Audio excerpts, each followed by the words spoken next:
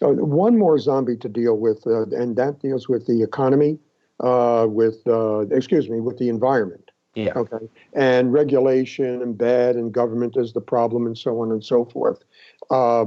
Is that a zombie that at least for now, for the moment, is going to be like put aside or ignored, or how do you see that playing into the role of where we are at now? Yeah, I mean, we were doing nothing about it a month ago, and we will continue doing nothing about it for the next couple of months. I hope that it'll come back. I mean, in the end, it's the most important issue out there, and the climate change denial is literally. I mean, everything else is bad, but that's existential. We're putting the future of civilization on the line, and we seem to be making some progress under Obama, and then that's all falling apart. So now we'll see. I think really, realistically, if the political power changes hands in the United States, we have a new administration that once again takes the climate threat seriously, then I'm all for a Green New Deal. That's what I was going to ask you. Sure. Yeah, and nobody knows quite what a Green New Deal means, which is a great advantage. A Green New Deal would be it's a whiteboard. We'd be investing in lots of stuff. We'd be investing in infrastructure. We'd be investing in energy technology. We would do, no doubt, some taxes on emissions. Put a grab bag of stuff. Have a lot of goodies for lots of people, because that's how you get something done politically. But above all, just act. And so I'm hoping, that Times columnist, so I'm not allowed to do endorsements. But let me say, I look forward to February 2021 when the Biden administration unveils an enormous environmental program. Yeah, maybe that'll tie in, at that point, and then we'll see where we're at economically. Yeah, that's right. Economically, who knows? It's all of these things. I mean, the world already. Sometimes it makes sense to just calm down, but right now the world is already a completely different looking place than it was just a month and a half ago. Can monetary policy ever be not political? I mean, they say Fed should be independent, et cetera, but I mean, monetary policy is going to have an influencing factor on the political environment.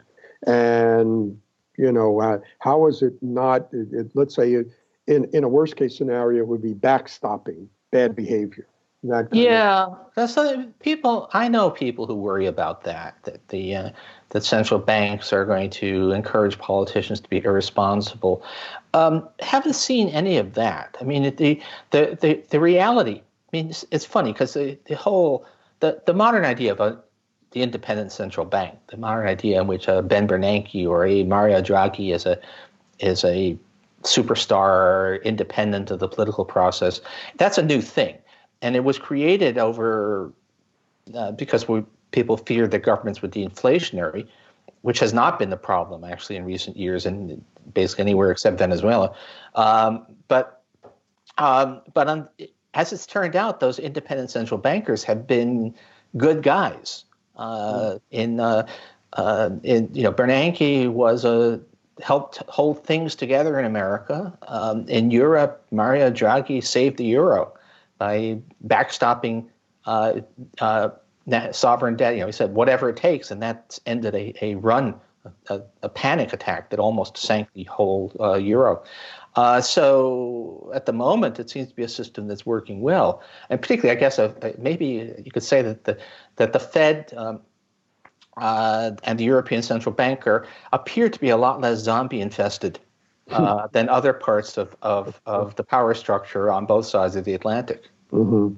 Where does income inequality fit within the context of everything that's going on now? And I would imagine that when you have massive deficits then start to come about because of the programs that are instituted, where's the money going to come from, so on and so forth, and inequality has become exacerbated. So I think in terms of where the money's going to come from, it's really just first, it's not a problem. We live in a world which is awash in savings with no place to go. Mm-hmm. People want to save. Businesses don't want to invest that much. That's why interest rates are so low, and just not a problem. You can borrow the money.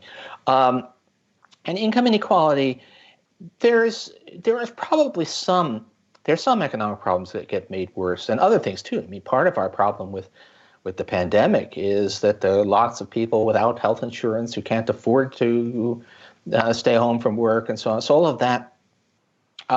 But the real thing, in terms of my zombies theme, is not all, but most of the zombies. What keeps them alive, is actually money from billionaires. I mean, climate change denial is almost entirely something that is sustained by fossil fuel billionaires.